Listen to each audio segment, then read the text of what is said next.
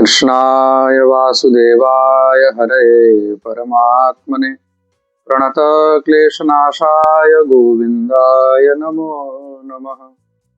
हरे कृष्ण कृष्ण कृष्ण हरे हरे, हरे राम राम राम हरे हरे। जय राधा श्याम सुंदर। আজ আমরা আবার পুনরায় উপস্থিত হয়েছি একাদশী মাহাত্ম্য ব্রত কথা নিয়ে। সর্বপ্রথম সমস্ত ভক্তদের শ্রীচরণে আমি কোটি কোটি দণ্ডবত প্রণাম জানাই। এই কিছুদিন আগে আমরা পৌষ মাস শুক্লপক্ষ একাদশী পুত্রদা একাদশী বিষয়ে শ্রবণ করেছিলাম। এবার আমরা মাঘ মাসের কৃষ্ণপক্ষের একাদশী বিষয়ে শ্রবণ করব। বর্তমান এখন মাঘ মাস চলছে। অনেকেরই প্রশ্ন ছিল, মহারাজজি এই একাদশীটা কোন একাদশী, একাদশীর কি মহিমা কি মাহাত্ম্য, আর একাদশী কোন দিন হবে, আর পালন কখন হবে, সব বিষয় নিয়ে আমরা এবার শ্রবণ করব। সবাই খুব মন দিয়ে শ্রবণ করবেন। এই যে মাঘ মাস কৃষ্ণপক্ষের একাদশী, এই একাদশীর নাম হলো ষটতিলা একাদশী। ষটতিলা, খুব মন দিয়ে শুনবে। ষটতিলা শব্দের অর্থ কি? তিল, তিলা শব্দের অর্থ হলো তিল। আর তিলকে 6 প্রকারে যেখানে দান ইত্যাদি করা হয় বা উপযোগ করা হয় যেই দিন, সেটাকে ষটতিলা বলা হয়েছে। আর এই ষটতিলার দিন তিলকে 6 প্রকারে উপযোগ করা হয়। কি কি? প্রথম হলো তিলের স্নান, তিল দিয়ে স্নান করা। দ্বিতীয় হলো তিল শরীরের মধ্যে মাখা। তৃতীয় হলো তিল দিয়ে যজ্ঞ করা, হবন। চতুর্থ হলো তিল দিয়ে তর্পণ করা। পঞ্চম হলো তিলের কোনো না কোনো জিনিস বানিয়ে তারপরে সেটা খাওয়া। যেরকম আমাদের ব্রজের মধ্যে বা অন্যান্য অনেক জায়গায় এরকম নিয়ম রয়েছে। ষটতিলার দিন তিলের লাড্ডু খোয়ার সঙ্গে মিলিয়ে বা তিলের গুড় দিয়ে গজক বানিয়ে সেটা ভগবানকে ভোগ দেওয়া হয়। এদিন থেকে তিল ভোগ দেওয়া আরম্ভ হয়। ভগবানকে তিল ভোগ দিয়ে তৎপশ্চাৎ সেটাকে প্রসাদে গ্রহণ করা। আর তিলের দান, তিলের যে কোনো বস্তু আপনি দান করতে পারেন। এই 6 প্রকারে যেখানে তিলকে উপযোগ করা হয় যেই দিন, সেটাকে বলা হয়েছে ষটতিলা। ষটতিলা একাদশীর অনেক মহিমা রয়েছে, এই বিষয়ে আপনারা শ্রবণ করবেন। আগে আমি এটা বলে দিই যে এই একাদশীটা কবে হবে। এইবার এই ষটতিলা একাদশী মকর সংক্রান্তির দিন পড়েছে। বিশেষ করে মকর সংক্রান্তির দিন পড়ার কারণে অনেকের মনে অনেক প্রকারের প্রশ্ন হচ্ছে যে, বাবা মহারাজজি মকর সংক্রান্তির দিন যে আমরা দান ধর্ম করি, যেহেতু সংক্রান্তির দানের সব থেকে, বছরের যত সংক্রান্তি রয়েছে সব থেকে শ্রেষ্ঠ সংক্রান্তি হলো মকর সংক্রান্তি। মাঘ মকর গতি জব রবি হই, তীরথ পতি আবসব কই। আর তার মধ্যে সব থেকে শ্রেষ্ঠ দান হলো যদি প্রয়াগে গিয়ে দান করা হয় তীর্থরাজে। মকর সংক্রান্তির মধ্যে যে কোনো পুণ্য কার্য, যে কোনো দান, এগুলোকে অত্যন্ত শ্রেষ্ঠ বলা হয়েছে। সংক্রান্তি দানের মধ্যে যা যা দান করা হয়, বস্ত্রদান, অন্নদান, তিল দান, গোদান, ভূমিদান ইত্যাদির অনেক মহিমা রয়েছে। তা অনেকে বলছেন যে মহারাজজি সেদিন আমরা কি দান করতে পারবো? একাদশী রয়েছে, একাদশীর দিন আমরা যদি কেউ আসে, যেরকম মকর সংক্রান্তির দিন বিশেষ করে অনেকে চাল ডাল দান করে, এগুলো কি করা যাবে? নিশ্চয়ই করা যাবে, ওই নিয়ে কোনো প্রকারের কোনো চিন্তা করবেন না।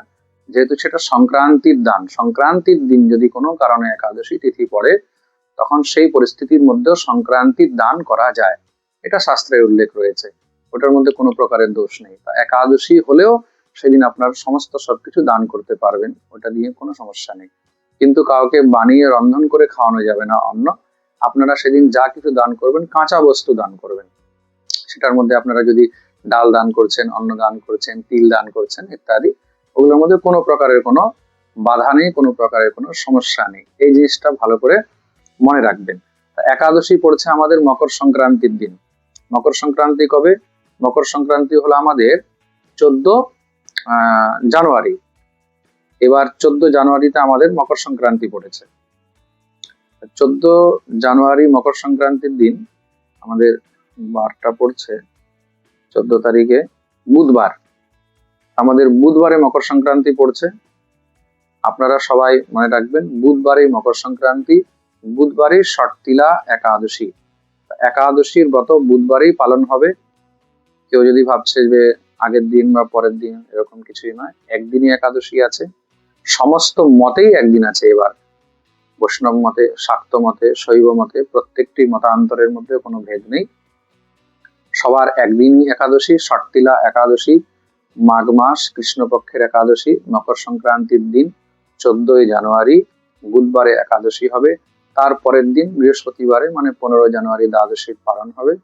আর দ্বাদশীর পালনের সময় হলো সূর্যোদয় থেকে নিয়ে সকাল 10টার মধ্যে। খুব মন দিয়ে শুনবেন, সূর্যোদয় থেকে নিয়ে সকাল 10টার মধ্যেই আপনারা পালন করবেন। এখন এই ষট্টিলা একাদশী কেন করা উচিত, তার মহিমা কি, এই বিষয়ে একসময় একজন ঋষি ছিলেন, তার নাম ছিল দালম্ভ ঋষি। দালম্ভ ঋষি পুলস্ত্য মুনিকে প্রশ্ন করেছেন যে প্রভু, এই সংসারের মধ্যে যত ব্রত রয়েছে তার মধ্যে শ্রেষ্ঠ ব্রত তো একাদশী, কিন্তু তার মধ্যে এমন কোন একাদশী আছে যে একাদশী করলে জীব সমস্ত সব প্রকারের ব্রহ্ম হত্যাদি পাপ থেকেও মুক্ত হয়ে যায়? মানুষ অনেক প্রকারের অপরাধ করে, পরের অর্থহরণ বা কাউর নিন্দা করা, চর্চা করা, চুরি করা, ঈর্ষা করা, হিংসা করা, নেশা করা ইত্যাদি, এগুলো সব নরকে নিয়ে যাওয়ার রাস্তা। কিন্তু তার থেকে মুক্ত হওয়ার এমন কোনো উপায় আছে, এমন কোনো ব্রত আছে? তখন পুলস্ত্য ঋষি ওনাকে উত্তর দিলেন, খুব মন দিয়ে শুনবে, একাদশী সমস্ত ব্রতের মধ্যে শ্রেষ্ঠ, কিন্তু তার মধ্যেও একটি একাদশী রয়েছে, সেটা হলো মাঘ মাসের কৃষ্ণপক্ষের একাদশী, যেটাকে ষট্টিলা একাদশী বলা হয়। এই ষট্টিলা একাদশী যে জীব নিয়ম নিষ্ঠা সহকারে পালন করে সে সমস্ত সব পাপ থেকে মুক্ত হয়ে যায়। আর এই ষট্টিলা একাদশীর দিন যদি কেউ নিরাহার থেকে একাদশী করে সেটা খুবই উত্তম। আর যদি নিরাহার থেকে না করে তখন ফলাহার করে যেভাবে একাদশী করা হয় সেইভাবে এই একাদশী ব্রত পালন করবে। আর তার সঙ্গে কেউ যদি হোম করে, যদি নারায়ণের নিমিত্তে এদিন হোম করে, আর হোম কি দিয়ে করবে? কালো তিল দিয়ে। খুব মন দিয়ে শুনবে, সাদা তিল নয়, কিন্তু কালো তিল দিয়ে হোম করবে। তা হোমের নিয়ম হলো তিল আর তার সঙ্গে ঘৃত। আর হোম কি দিয়ে করবে? কাঠ দিয়ে নয়, গোমাতার যে গোবর আছে, গোবরের যে ঘুটে বলা হয়, আমাদের এখানে কান্ডা বলা হয়, ঘুটে কান্ডা, সেই তার মধ্যে যদি হোম করা হয় ভগবান শ্রীহরির নিমিত্তে, তাতে ভগবান অত্যন্ত প্রসন্ন হন। আর তৎপশ্চাৎ রাত্রি জাগরণ, জলের মধ্যে তিল দিয়ে, সেই তিল আর জল মিলিয়ে তারপরে স্নান, তিল শরীরের মধ্যে মাখা, এটাতেও ভগবান অত্যন্ত প্রসন্ন হয় আর তার সম্পূর্ণ ফল পাওয়া যায়। শরীরের মধ্যে আপনারা তিল মাখা বলতে তিল হাতে নিয়েও মাখতে পারেন, বা তিল একটু বেটে তারপর সেটাও গায়ের মধ্যে মাখা যায়। জলের মধ্যে একটুখানি তিল দিয়ে, সেই তিল দিয়ে স্নান করা যায়। সেদিন তিল আপনি দান করতে পারেন, তিলের নাড়ু বানিয়ে আপনি ভগবানকে ভোগ দিতে পারেন, তিল আপনি গ্রহণ করতে পারেন। আর মকর সংক্রান্তি যেহেতু রয়েছে, সেই মকর সংক্রান্তির নিমিত্তে আপনি যেখানে মন্দিরে হোক, দেবালয়ে হোক, আপনার শ্রী গুরুদেবকে হোক, কোনো ব্রাহ্মণকে হোক, হ্যাঁ, কোনো দিন দুঃখীকে হোক, বা কোনো গোশালায় হোক, সেখানে আপনারা দান করতে পারেন। কোনো দানের মধ্যে মকর সংক্রান্তি যেহেতু সংক্রান্তির দান, আপনি যে কোনো প্রকারে যে কোনো জিনিস করা যায়। এই প্রকার যদি ভগবানকে কেউ নিষ্ঠা করে এই ব্রত পালন করে, ধূপ দীপ নৈবেদ্য ইত্যাদি দিয়ে ভগবানের পুজো করবে, পরের দিন সকালবেলায় ভগবানকে খিচুড়ি ভোগ লাগাবেন। খিচুড়ির বিশেষ মহিমা রয়েছে, খিচুড়ি ভোগ লাগাবেন, আর সেই খিচুড়ি ভগবানকে ভোগ লাগিয়ে তৎপশ্চাৎ পারণে গ্রহণ করবেন। আর তারপরে এবার আপনি যদি চান কোনো সাধু বৈষ্ণব ব্রাহ্মণ, তাদেরকে আপনি প্রসাদ সেবা করালেন, সঙ্গে উপযুক্ত দান দক্ষিণা ইত্যাদিও করলেন। আর তৎপশ্চাৎ এটার যা পুণ্য সেটা তো আপনি পাচ্ছেন, কিন্তু যদি আপনি এই পুণ্যের ফল কাউকে দিতে চান তাহলে সংকল্প করে এই একাদশী পুণ্যের ফল আপনি কাউকে দিতেও পারেন। এই প্রকার এখানে পুলস্ত্য ঋষি খুব সুন্দর করে তার মহিমা বর্ণন করলেন। যেই জীব এই ষট্টিলা একাদশী ব্রত করে, স্বয়ং ভগবান মা লক্ষ্মীর সঙ্গে তার উপরে অসীমিত কৃপা করেন, জীব সমস্ত পাপ থেকে মুক্ত হয়। আর এই দিন একাদশী করে তৎপশ্চাৎ দ্বাদশীর দিন লক্ষ্মীনারায়ণ ভগবানকে অর্ঘ্য প্রদান করতে হয়। খুব মন দিয়ে শুনবে, লক্ষ্মীনারায়ণ ভগবানকে অর্ঘ্য প্রদান করবেন। তো অর্ঘ্য কি দিয়ে দিতে হয়? অর্ঘ্য দিবেন তখন সেটাও কিন্তু মনে রাখবেন নারকেল দিয়ে আর তিল দিয়ে। হাতের মধ্যে আপনি অর্ঘ্য কিভাবে দেওয়া হয়, এটা তো হলো তর্পণ, তর্পণ না অর্ঘ্য। এইভাবে অর্ঘ্য দেওয়া হবে। হাতের মধ্যে নারকেল নিলেন, নারকেল এমন নারকেল যার মধ্যে জল আছে, বা ডাব, ডাব বা নারকেল নিলেন, একটু তিল নিলেন, আর তার মধ্যে কিছু দক্ষিণা যা হয় 1 টাকার একটা দিয়ে রাখলেন, রেখে তারপরে এবার লক্ষ্মীনারায়ণ ভগবানকে অর্ঘ্য প্রদান করলেন। বা নারকেল যদি না থাকে তাহলে চাল কুমড়ো থাকলে চাল কুমড়ো দিয়েও আপনি অর্ঘ্য দিতে পারবেন। খুব মন দিয়ে শুনবেন। নারকেল না থাকলে চাল কুমড়ো দিয়ে, আর যদি নারকেলও নেই চাল কুমড়ো নেই, তখন হাতের মধ্যে ফুল এবং তুলসী পত্র নিয়ে তার মধ্যে একটু তিল নিয়ে তখন আপনি এবার নারায়ণকে অর্ঘ্য অর্পণ করতে পারবেন। অর্ঘ্য আপনি হাতের মধ্যেও নিয়ে করতে পারেন, বা একটা হাতের মধ্যে তামার পাত্র নিলেন, আর তামার পাত্রের মধ্যে এইসব বস্তুগুলোকে আগে সাজিয়ে রেখে নিলেন, সাজিয়ে রেখে তৎপশ্চাৎ লক্ষ্মীনারায়ণ ভগবানকে অর্ঘ্য অর্পণ করতে পারবেন। ঠিক আছে, এটা হলো এই একাদশী আর তারপরের দিন দ্বাদশীর যা যা করণীয় নিয়ম সেটা আমি বললাম।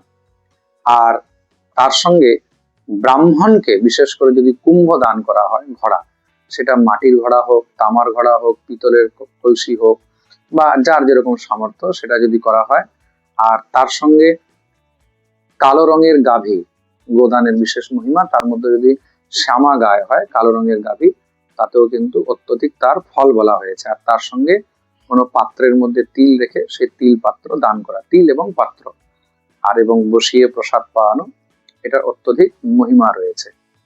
এই ষট্টিলা একাদশীর দিন আপনি যা দান করবেন, প্রমাণ দিয়ে শুনবেন, সেই দান কিন্তু আপনি যখন এখান থেকে এই লোকে তো তার ফল পাবেন, পরলোকেও বা পরজন্মেও কিন্তু আপনি তার ফল অবশ্যই পাবেন। আপনি যা দান করেছেন বা যা দান করছেন বা যা দান করবেন, তার সহস্র গুণ ফল আপনি নিশ্চয়ই পাবেন। এই ষট্টিলা একাদশীর এত মহিমা। এই বিষয়ে প্রাচীন সময়ের একটি কথা রয়েছে। দেবর্ষি নারদ ভগবান শ্রীহরির কাছে প্রশ্ন করেছিলেন, প্রভু এই ষট্টিলা একাদশীর মহিমা আমি জানতে চাই, কৃপা করে বর্ণন করুন। তখন ভগবান নারদকে বললেন, দেবর্ষি খুব মন দিয়ে শুনবে, প্রাচীনকালে এক সময় এক ব্রাহ্মণী ছিল। সেই ব্রাহ্মণী খুব নিষ্ঠা সহকারে ভগবানের ব্রত করত, সেবা করত। আর সেইবার একবার 1 মাস ধরে এই মাঘ মাসের ব্রত করেছিল।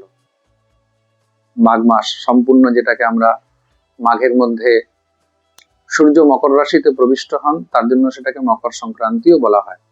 তা মাঘ মাসে 1 মাস ব্যাপী তিনি ব্রত অনুষ্ঠান করেছিলেন। আর তার মধ্যে ষট্টিলা একাদশীরও ব্রত করেছেন।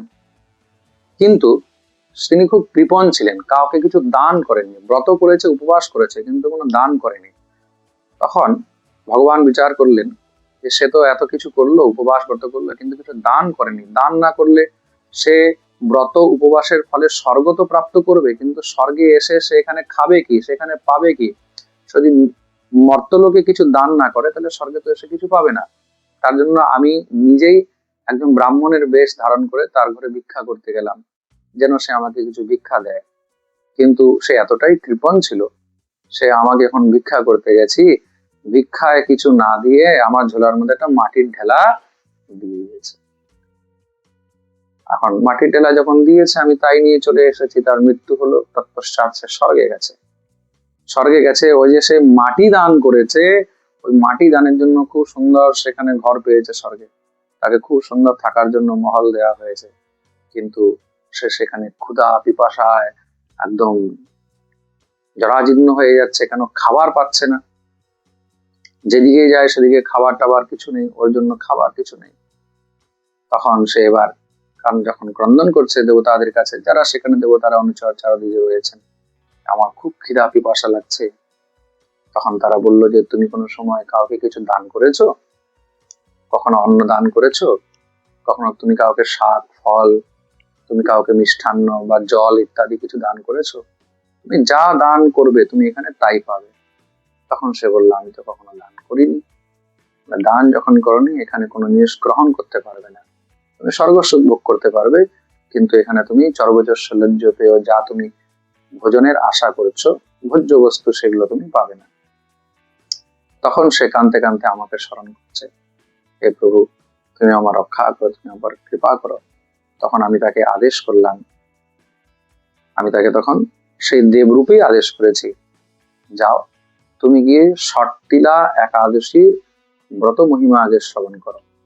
এই স্বর্গের মধ্যে যে দেব নারীগণ রয়েছেন তাদের কাছে তুমি সেই মহিমা শ্রবণ করো, শ্রবণ করে এই একাদশী তুমি পালন করো। আর এই একাদশী পালন করে তৎপশ্চাৎ তুমি ষট্টিলা একাদশীর দিন সেখানে দান করবে। সে তখন আমার কথা শ্রবণ করে সেই একাদশীর মহিমা শ্রবণ করলো, তৎপশ্চাৎ একাদশী ব্রত করে সেখানে সেই দেবলোকের কাছে তাদের কাছে ভিক্ষা করে সেই বস্তু দান করেছে। দান করার ফলে তখন গিয়ে সে সমস্ত সুখ সম্পত্তি ইত্যাদি ভোগ করে স্বর্গের মধ্যে আমার ভজন করে তৎপশ্চাৎ সে আমাকে লাভ করবে। এই প্রকার যে ষট্টিলা একাদশী ব্রত করিবে হে দেবর্ষি, কিন্তু শুধু ব্রত নয়, ব্রতের মধ্যে বিশেষ রয়েছে দান।